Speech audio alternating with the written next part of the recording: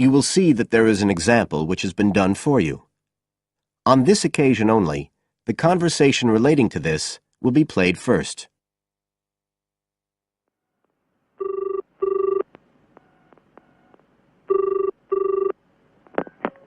Hello? Ralph, it's Paula. Hi. You know I told you we could apply to the local council for money for our drama club? I've got the application form here, but we need to get it back to them by the end of the week. I could send it on to you. You really ought to fill it in as president of the club, but I don't know if it'll get to you in time. Well, you're the secretary, so I expect it's okay if you fill it in. Yeah, but I'd really like to check it together. Right, that's fine. Like, the first part asks for the main contact person. Can I put you there? Sure. Right, so that's Ralph Pearson. The man's name is Ralph Pearson, so Ralph Pearson has been written in the space. Now we shall begin. You should answer the questions as you listen, because you will not hear the recording a second time. Listen carefully and answer questions 1 to 3.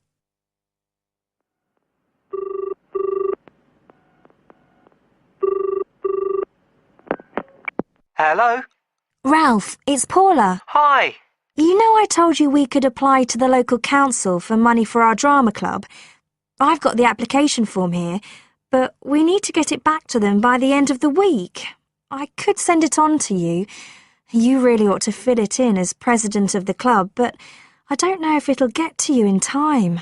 Well, you're the secretary, so I expect it's okay if you fill it in. Yeah, but I'd really like to check it together. Right, that's fine. Like, the first part asks for the main contact person. Can I put you there? Sure. Right, so that's Ralph Pearson. Oh, and then I need your contact address. So that's 203 South Road, isn't it? No, 2:30. Oh, sorry, I always get that wrong. Then it's Drayton. Oh, do you think they need a postcode? Better put it, it's DR6 8AB. Okay. Telephone number. That's 01453 586 098, isn't it? Yes. Right. Now, in the next part of the form, I have to give information about our group. So, name of group, that's easy. We're the Community Youth Theatre Group. But then I have to describe it. So, what sort of information do you think they want? Well, they need to know we're amateurs, not professional actors. And how many members we've got. What's that at present, 20? 18. And should we put in the age range, that's 13 to 22? No, I don't think we need to. But we'd better put a bit about what we actually do. Something like members take part in drama activities. Activities and workshops? OK. Right. That's all for that section, I think. You now have some time to look at questions 4 to 10 on page 66.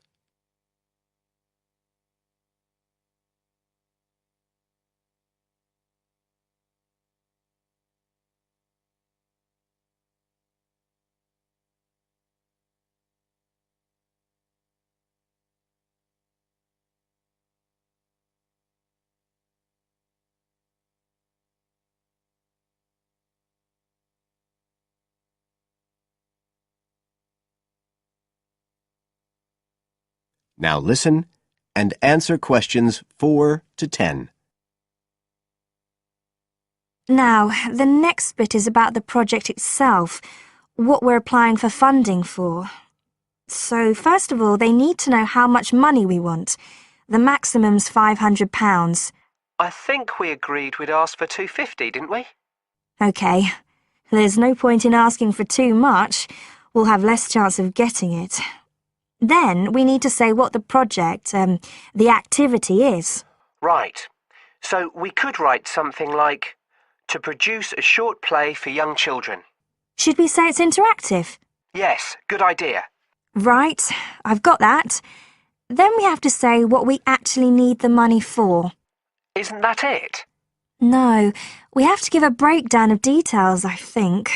Well, there's the scenery. But we're making that. We need to buy the materials, though. Oh, okay. Then there's the costumes.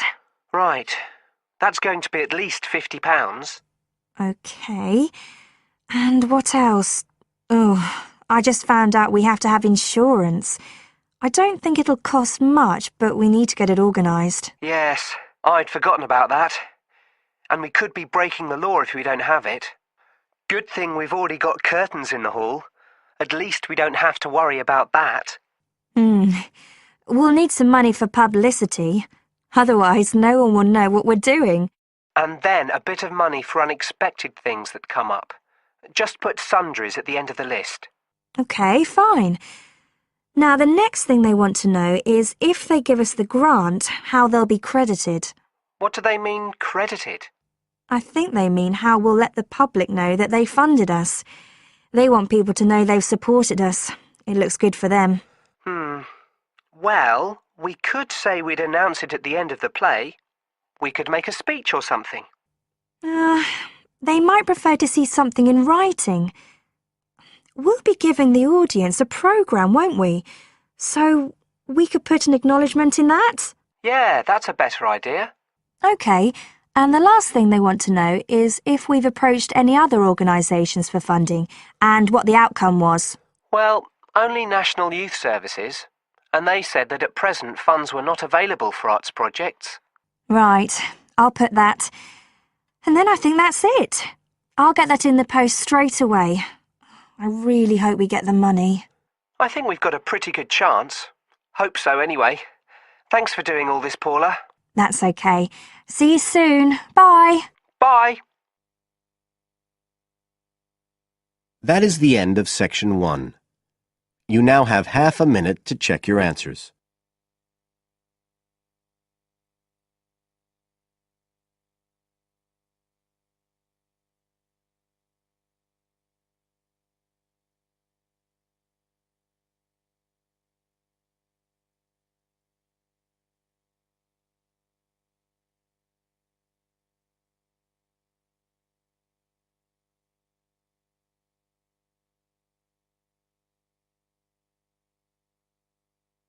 Now turn to Section 2 on page 67.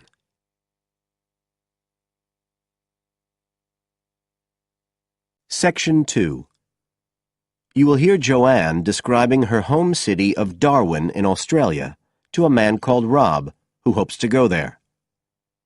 First, you have some time to look at questions 11 to 15 on page 67.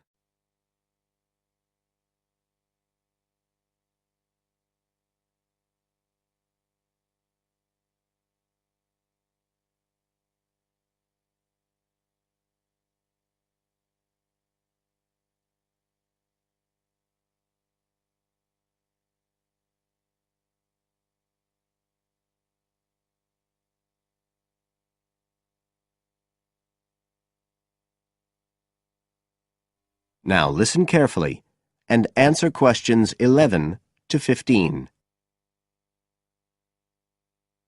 Joanne? Hi, you must be Rob. Nice to meet you. So, I hear you're planning to visit Australia. Yeah, and I really wanted to talk to you because I was thinking of spending some time in Darwin, and my sister told me you're from there. That's right. So, tell me about it. Well, where shall I start? Well, Darwin's in what they call the top end because it's right up at the northern end of Australia, and it's quite different from the rest of Australia in terms of cultural influences. In fact, it's nearer to Jakarta in Indonesia than it is to Sydney, so you get a very strong Asian influence there.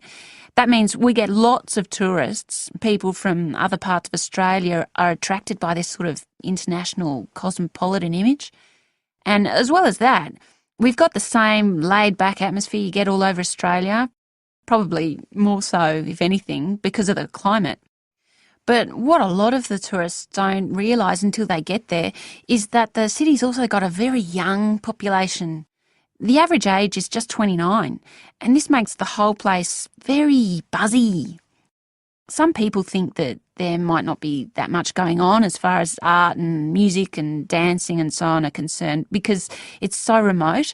I mean, we don't really get things like theatre and opera in the same way as cities down in the south like Sydney, for example, because of the transport expenses.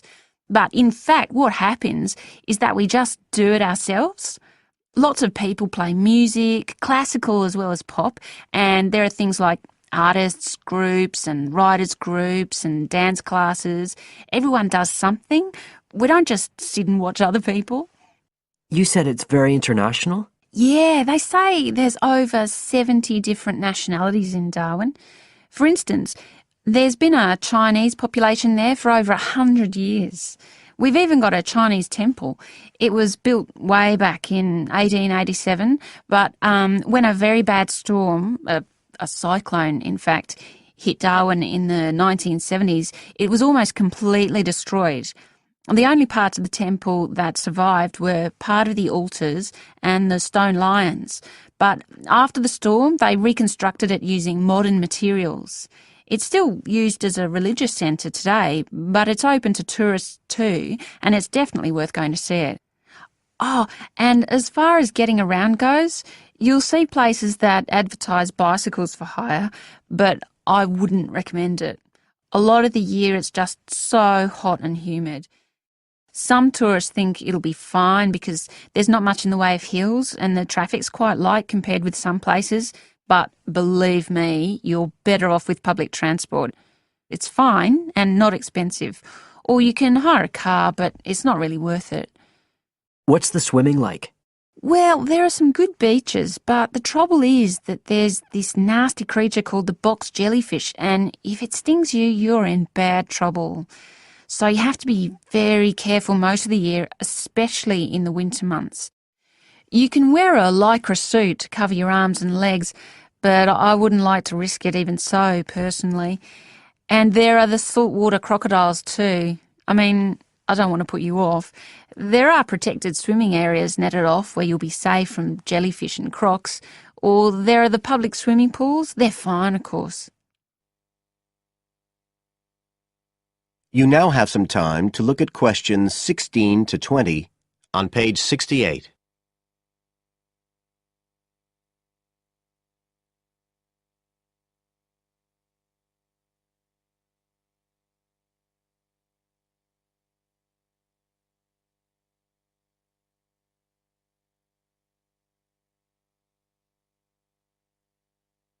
Now listen and answer questions 16 to 20. So which places would you specially recommend? Well, one of the most popular attractions is called Aquascene. What happens is every day at high tide, hundreds of fish come in from the sea, all different sorts, including some really big deep sea fish. And some of them will even take food from your hand. It's right in the middle of town at the end of the esplanade. It's not free. I think you have to pay about $5, but it's definitely something you have to experience. Then, of course, Darwin has a great range of food, being such a cosmopolitan place. And if you don't have lots to spend, the best place to go is to Smith Street Mall, where they have stalls selling stuff to eat. There's all sorts of different things, including Southeast Asian dishes, which I really like. You'd think there'd be plenty of fresh fish in Darwin, as it's on the coast, but in fact, because of the climate, it mostly gets frozen straight away. But you can get fresh fish in the restaurants on Cullen Bay Marina. It's a nice place to go for a special meal, and they have some good shops in that area too. What else? Well, there's the Botanic Garden. It's over 100 years old and there's lots to see. An orchid farm, rainforest, a collection of palm trees, a wetlands area. You can easily spend an afternoon there. That's at Fanny Bay, a couple of kilometres out to the north. Then, if you've got any energy left in the evening, the place to go is Mitchell Street. That's where it all happens as far as clubs and music and things are concerned. You'll bump into lots of my friends there. Talking of friends, why don't I give you some email addresses? I'm sure they wouldn't mind. That is the end of section 2. You now have half a minute to check your answers.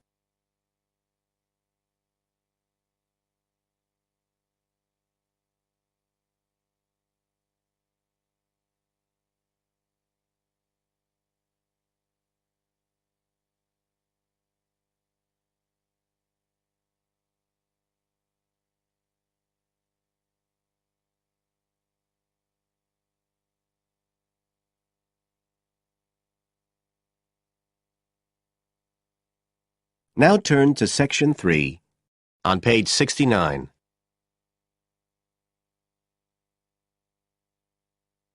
Section 3. You will hear 2 university students, Phil and Stella, talking to their tutor about their research project.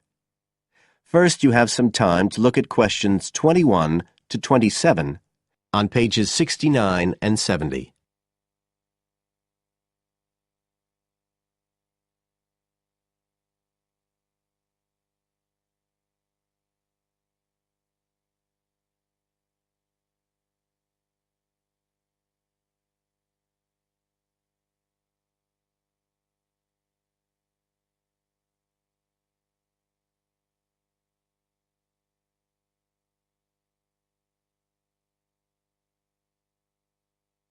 Now listen carefully and answer questions 21 to 27. Come in. Ah, yes, Stella. Is Phil there too? Mm-hmm. Good. Come on in. OK, so you're here to discuss your research project. Have you decided what to focus on? You were thinking of something about the causes of mood changes, weren't you? Yes, but the last time we saw you, you suggested we narrowed it down to either the effects of weather or urban environment. So we've decided to focus on the effects of weather. Right, that's more manageable. So, your goal is, Phil? To prove the hypothesis, no, to investigate the hypothesis that the weather has an effect on a person's mood. Good. And what's your thesis, Stella?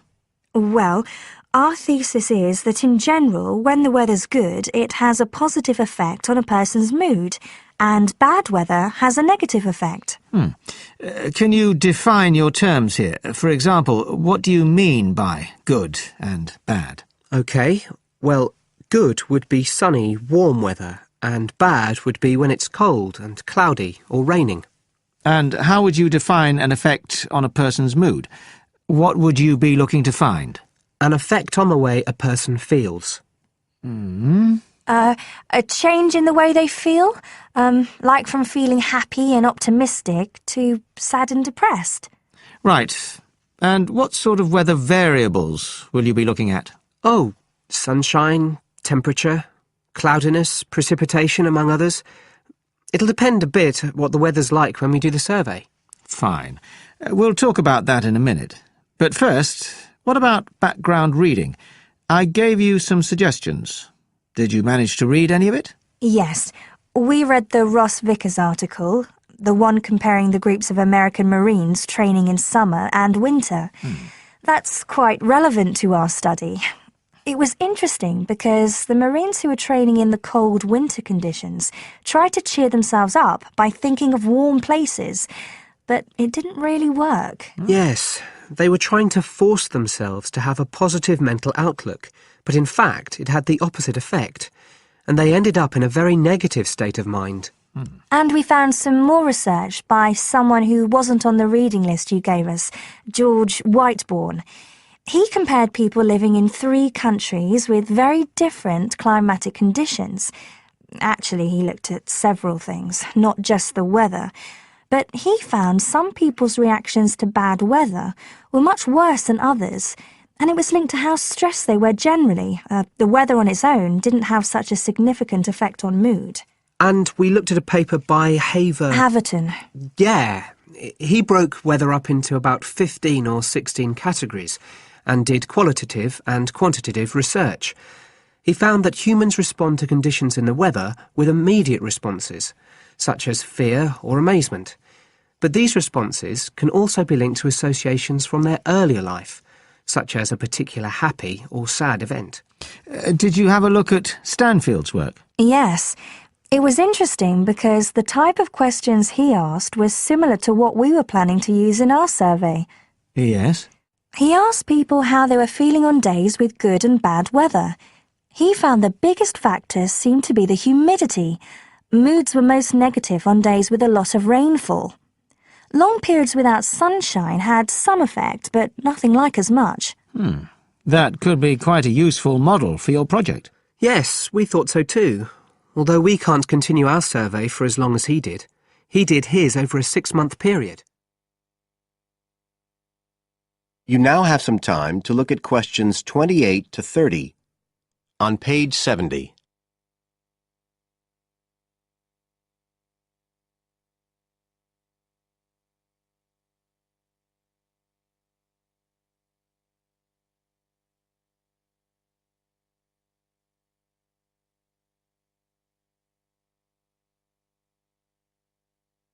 Now listen and answer questions 28 to 30.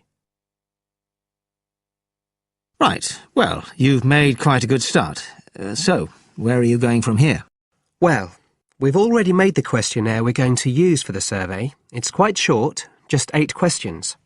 We're aiming to survey 20 people over a period of 3 months from October to December. We can't specify the actual dates yet because it depends on the weather. We want to do the survey on days with a range of different weather conditions. And we'll just be working on campus, so our data will only be statistically sound for the student population here. That's okay. Have you thought how you'll determine what will constitute each aspect of weather, and how many you're looking at? We decided on 4. The amount of sunshine, cloudiness, temperature and precipitation. We thought we might use the internet to get data on weather conditions on the days we do the survey, but we haven't found the information we need. So we might have to measure it ourselves. We'll see. Then we've got to analyse the results, and we'll do that using a spreadsheet, giving numeric values to answers. And then, of course, we have to present our findings to the class, and we want to make it quite an interactive session. We want to involve the class in some way in the presentation, maybe by trying to create different climatic conditions in the classroom, but we're still thinking about it. I see. Well, that sounds as if you're on the right lines. Now, what I'd suggest that you think about, in addition to the work you... That is the end of section 3. You now have half a minute to check your answers.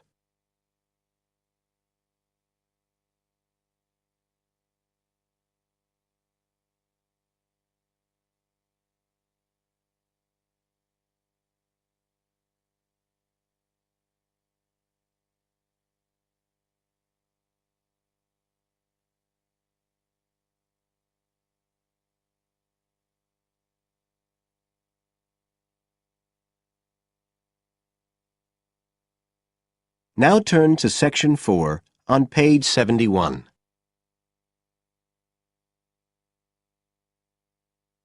Section 4. You will hear a lecturer in education talking about some experiments done in the USA to investigate the effects of reducing class sizes. First, you have some time to look at questions 31 to 40 on pages 71 and 72.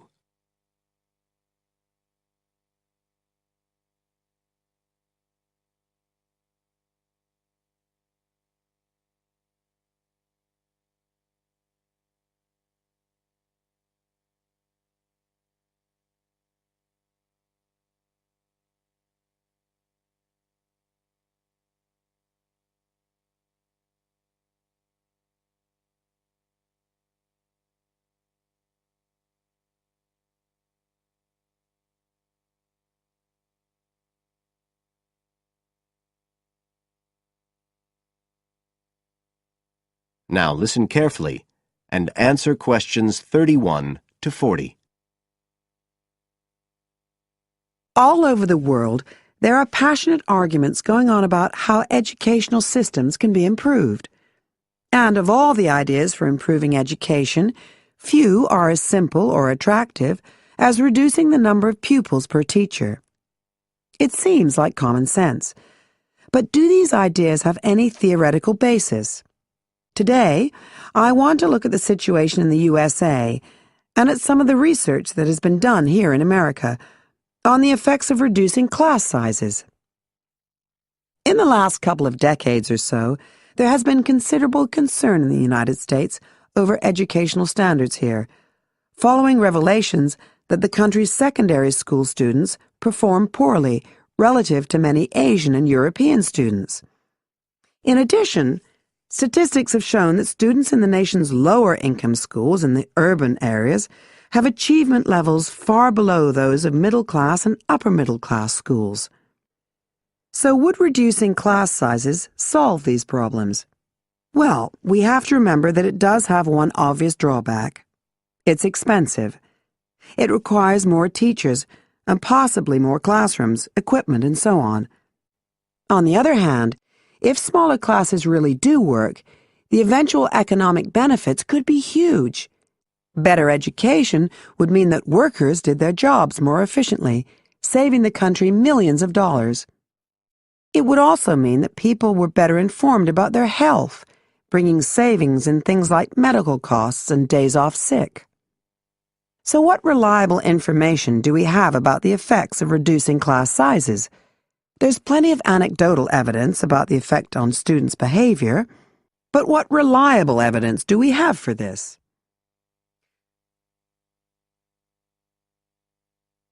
Let's have a look at 3 research projects that have been carried out in the USA in the last couple of decades or so. The first study I'm going to look at took place in the state of Tennessee in the late 1980s. It involved some 70 schools.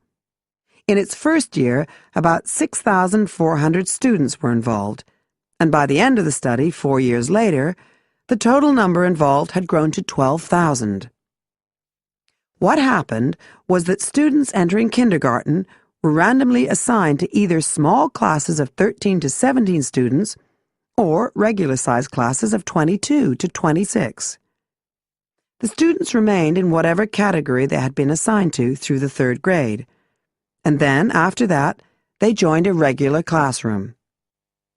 After the study ended in 1989, researchers conducted dozens of analyses of the data. Researchers agree that there was significant benefit for students in attending smaller classes, and it also appears that the beneficial effect was stronger for minority students. However, there's no agreement on the implications of this. We still don't know the answer to questions like how long students have to be in smaller classes to get a benefit, and how big that benefit is, for example. The second project was much larger and took place in California. Like the Tennessee study, it focused on students from kindergarten through to grade 3, but in this case, all schools throughout the state were involved. The experiment is still continuing, but results have been very inconclusive, with very little improvement noted. And the project has, in fact, also had several negative aspects. It meant an increased demand for teachers in almost all California districts. So the better-paying districts got a lot of the best teachers, including a fair number that moved over from the poorer districts. And there were a lot of other problems with the project. For example, there weren't any effective procedures for evaluation. All in all, this project stands as a model of what not to do in a major research project. A third initiative took place in the state of Wisconsin at around the same time as the California project began, and it's interesting to compare the two. The Wisconsin project was small. Class sizes were reduced in just 14 schools, but it was noteworthy because it targeted schools at which a significant proportion of the students were from poor families, compared with California's one-size-fits-all approach. Analysts have found that the results are very similar to the Tennessee project, with students making gains that are statistically significant, and that are considerably larger than those calculated for the California initiative. Now, I'd like to apply some of these ideas to the latest. That is the end of Section 4. You now have half a minute to check your answers.